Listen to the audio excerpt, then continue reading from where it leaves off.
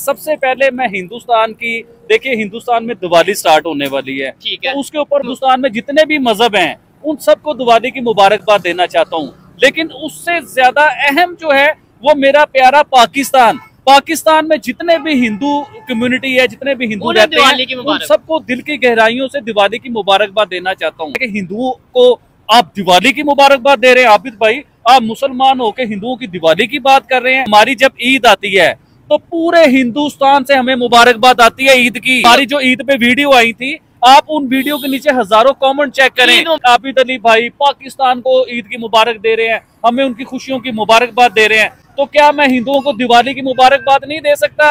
ये कौन सा इंसाफ है? ये कौन सा कानून है? चोई साहब, क्या बात है? आबिद अली सिर्फ बातें नहीं करता, आबिद अली करके भी दिखाता है। और ये तो आपको दिवाली वाले दिन पता चलेगा कि आबिद अली ने जो जो बातें की हैं वो करके दिखाई है कि नहीं। दिवाली वाले दिन बड़ा सरप्राइज देना चाह रहे हैं। देखें, ये तो दिवाली वाले दिन ही पता चलेगा कि आबिद अली वाघा बॉर्डर के उस तरफ है, हिंदुस्तान वाली साइड पे, या पाकिस्तानी वाली साइड पे है। आबिद अली इंडिया विजिट करने जा रहे हैं, यानी कि दिवाली आप इंडिया मनाएंगे? आप नहीं, जो सर सरप्राइज को सरप्राइज ही रहने दीजिए।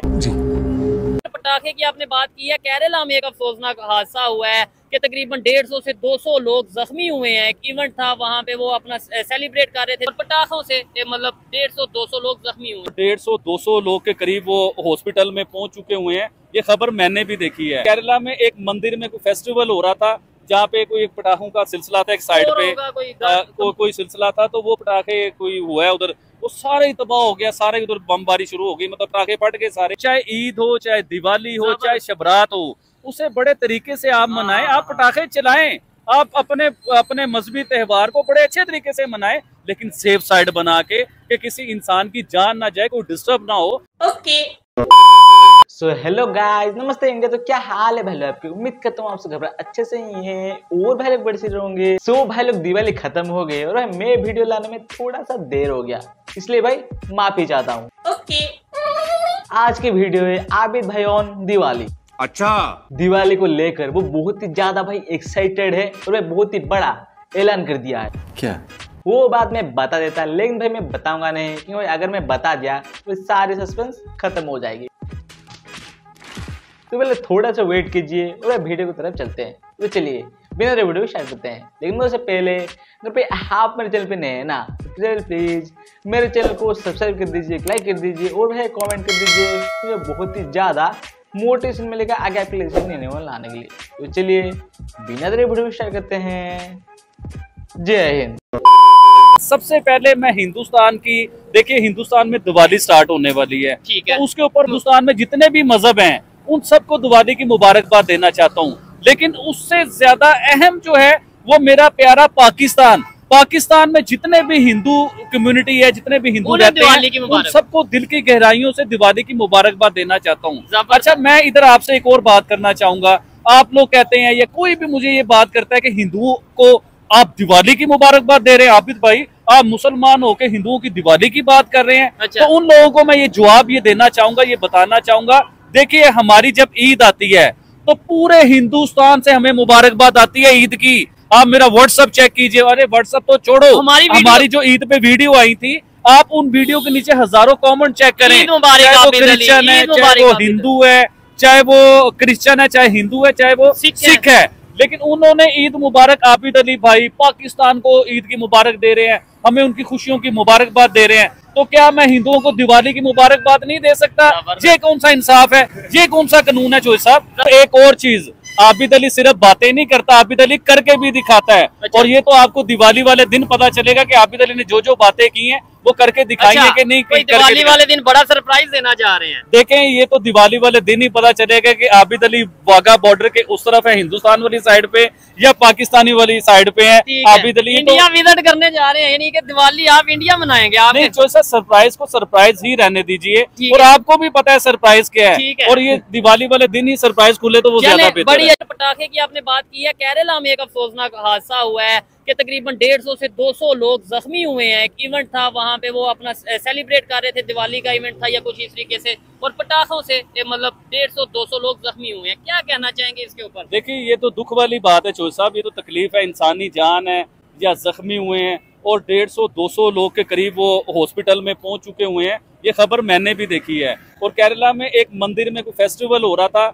जहाँ पे कोई एक पटाखों का सिलसिला था, एक साइड पे कोई सिलसिला था, तो वो पटाखे कोई हुआ है उधर, वो सारे ही तबाह हो गया, सारे उधर बमबारी शुरू हो गई, मतलब पटाखे फट गए सारे। तो अब मैं पूछना ये चाहूंगा कि दिवाली उनकी दिवाली है, आने वाली है दिवाली, अब वो 150-200 फैमिली डिस्टर्ब हो गई, उनकी दिवाली डिस्टर्ब हो गई। तो मैं इसलिए कहता हूँ चाहे ईद हो, चाहे दिवाली हो, चाहे शबरात हो, उसे बड़े तरीके से आप मनाएं, आप पटाखे चलाएं, आप अपने मजहबी त्योहार को बड़े अच्छे तरीके से मनाएं, लेकिन सेफ साइड बना के कि किसी इंसान की जान ना जाए, कोई डिस्टर्ब ना हो, ये आपको लाजमी करना चाहिए। ये वाली न्यूज भी भाई मैंने देखी थी, पूरा वीडियो भी भाई दिल से बहुत ही बुरा लगा भाई। एक ही तो हमारा फेस्टिवल है लाइट्स का, उसमें भी भाई ये सब, बट कोई नहीं, अगली बार से सेफ पटाखा फोड़ेंगे। सही बात है। कुछ दिन पहले ब्रिक्स की मीटिंग हुई थी रशिया में, जिसके ऊपर बाद में पाकिस्तान का मीडिया, ओवरऑल मीडिया कह रहा था कि ये ब्रिक्स ऐसे ही है। अब अमेरिका, यूरोप इन्हें बताएगा, ब्रिक्स के मेंबर को, रशिया को, इंडिया को बताएगा। पाकिस्तान के मेन स्ट्रीम मीडिया पे खबर ये चल रही थी, जो मैंने देखी है, कि ब्रिक्स की जो मीटिंग हुई है, इसके जो मेंबर हैं, अब उसके कुछ मेंबर ऐसे हैं कि जिसके खिलाफ अमेरिका पहले से ही है, जिसमें चाइना हो गया, रशिया हो गया, लेकिन हिंदुस्तान के खिलाफ कभी भी अमेरिका नहीं था। तो पाकिस्तान का मेन स्ट्रीम मीडिया ये बता रहा है कि इंडिया अब मुश्किल में फंसेगा, इंडिया चाइना के साथ मिलकर डॉलर को बर्बाद करने जा रहे हैं। अमेरिका और यूरोप ये सारा हिंदुस्तान के अगेंस्ट हो जाएगा, हिंदुस्तान को बाइकआउट करेगा, और हिंदुस्तान अब मुश्किल में फंसेगा ये डॉलर के बाइकआउट करने के चक्कर में, ब्रिक्स की मीटिंग के चक्कर में। लेकिन चोई साहब, इधर मैं आपसे बड़ा सवाल और बड़ी बात ये करना चाहूंगा कि आपको याद होगा कि ब्रिक्स की मीटिंग अभी खत्म हुई है, अभी हिंदुस्तान प्राइम मिनिस्टर नरेंद्र मोदी ने आना है, उससे पहले जर्मन के चांसलर जो है अपने 50 लोगों की टीम लेके हिंदुस्तान पहुंच गए हैं, और प्राइम मिनिस्टर नरेंद्र मोदी का उधर इंतजार कर रहे हैं बैठ के कि प्राइम मिनिस्टर नरेंद्र मोदी कब आएंगे, कब उनसे मीटिंग करेंगे। बहुत बड़ी मीटिंग हुई, बड़ी कामयाब मीटिंग। अब मुझे ये बताइए कि जर्मन कहाँ पे है? यूरोप में है ना जर्मन।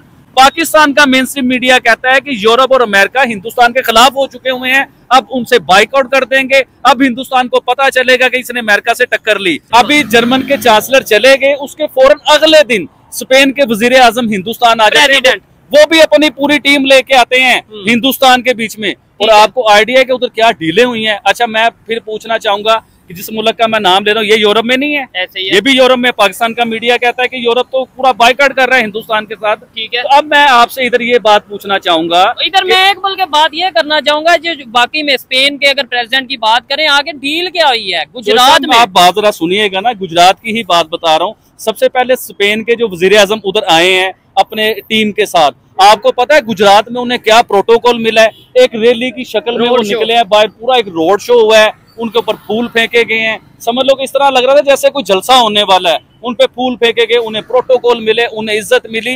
ये वो है कि जो हिंदुस्तान के साथ बाइकआउट करने वाले थे, उन्हें इज्जत मिल रही है हिंदुस्तान के बीच में। फिर तो डील क्या हुई चोई साहब, अजीबो गरीब और इतनी बड़ी डील के जिसे हम सोच ही नहीं सकते।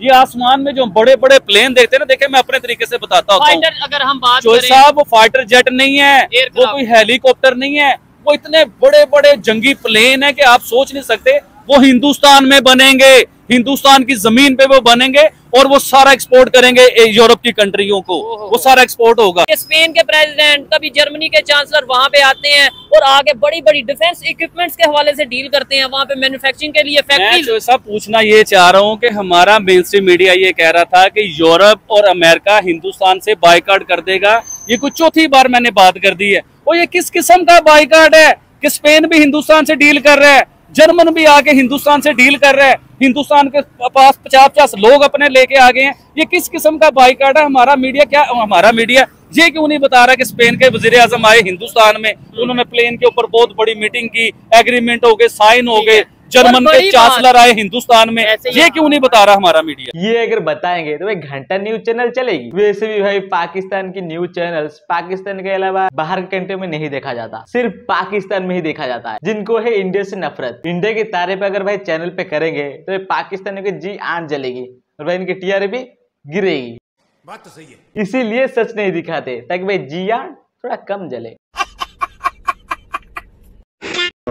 मैं इस चीज को देख के बड़ा हैरान भी हुआ, सरप्राइज भी हुआ कि भाई टाटा ग्रुप की तरफ से किया जा रहा है। और देखें, उनके रतन टाटा या उनका जो ग्रुप है, मैं कहूँ उनके नहीं है तो पूरी दुनिया की इंसानियत का उन्होंने फायदा किया। तो इसलिए रतन टाटा इस लेवल पे जा पहुंचे हैं उनकी इंडस्ट्री। देखें, टाटा ग्रुप के बारे में बताना चाहूंगा कि टाटा ग्रुप जब भी था, जब हिंदुस्तान नहीं था, जब इसके ऊपर बरतानिया जो है ना, इसने कब्जा किया हुआ था पूरे हिंदुस्तान बरेसगीर पाक हिंद के ऊपर, जब बरतानिया ने कब्जा किया हुआ था, टाटा ग्रुप जब भी था।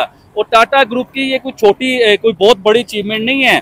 टाटा ग्रुप की अगर आप सारी चीजें निकाल के देखें कि टाटा ग्रुप बहुत बड़े कंटेनर्स बनाता है, बहुत बड़ी कारें बनाता है, मोबाइल बनाता है, ब्रिज बनाता है, बिजली बनाता है, ईच एंड एवरीथिंग बहुत बड़े लेवल की चीजें बनाता है। और हिंदुस्तान के लिए फख्र का नाम है टाटा। इंडिया में प्लेन मैन्युफैक्चरिंग की, एयरक्राफ्ट जो है मिलिट्री एयरक्राफ्ट की फैक्ट्री लग रही है, जो कि वो वहाँ पे मैन्युफैक्चर करेंगे, असेंबल करेंगे और एक्सपोर्ट करेंगे यूरोप को। दूसरी साइड पे ये भी खबर आती है कि पाकिस्तान का PIA गिरवी, पाकिस्तान के एयरपोर्ट गिरवी, जिसे ये गिरवी उर्दू में कह रहे हैं, अगर आम अल्फाज में कहें तो यही है ना, बेच दिए।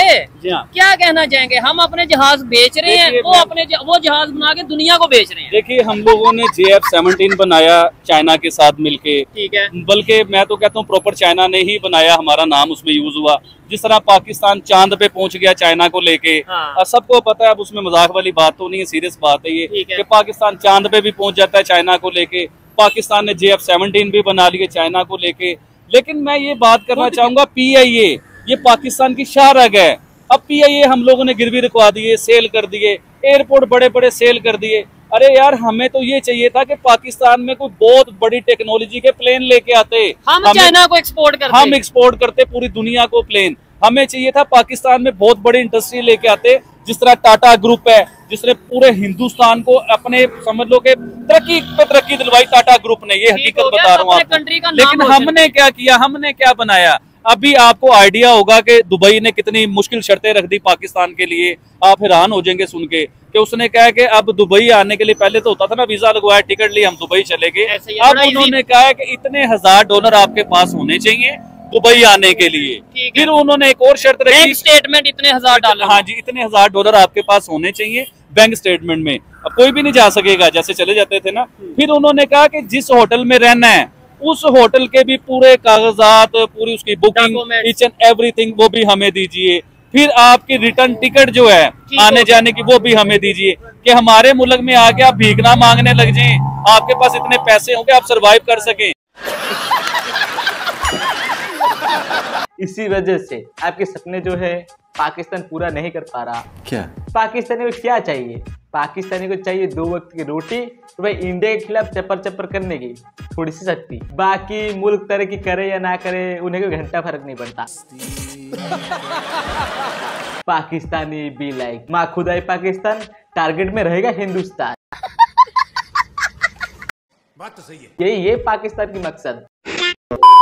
दैट्स इट गाइस, ये था आज का वीडियो। भाई कमेंट कर बता वीडियो आपको कैसी लगी। अगर भाई आपको मेरे वीडियो जैसे पसंद आए हो ना, मेरे चैनल को सब्सक्राइब कर दीजिए, लाइक कर दीजिए और भाई कमेंट कर दीजिए, जिससे मुझे बहुत ही ज्यादा मोटिवेशन मिलेगा आगे आपके लिए वीडियो लाने के लिए। तो पहले मैं जीता हूँ मेरे चैनल का और एक कंटेंट लेके, और वैसे मस्त कंटेंट लेके आप लोगों को एंटरटेन करने के लिए। तो पहले मैं जीता हूँ वंदे मातरम, जो है खेल लिखेगा वंदे मातरम।